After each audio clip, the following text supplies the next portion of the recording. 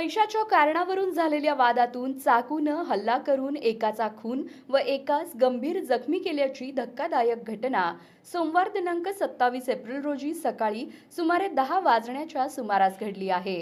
दत्ता बागल वय 38 असं खून झालेल्या तरुणाचं नाव आहे, तर समाधान महादेव जाधव वय 25 हे गंभीर जखमी झाले आहेत। या प्रकरणी कामती पोलिसांनी तात्काळ कारवाई करत दोन्ही आरोपींना अटक केली आहे। ही घटना मोहोळ तालुक्यातील वडदे गाव येथे घडली। पोलिसांनी दिलेल्या माहितीनुसार फिर्यादी विठ्ठल बागल यांच्या शेतातील कामगाराने आरोपी मंगेश डोंगरेकडे पैशांची मागणी केली होती। या कारणावरून वाद वाढला।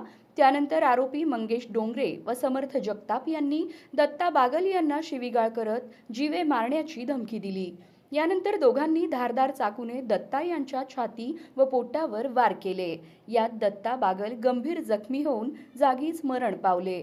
दरम्यान भांडण सोडवण्यासाठी पुढे आलेल्या समाधान जाधव यांच्यावरही आरोपींनी हल्ला करून त्यांना गंभीर जखमी केले।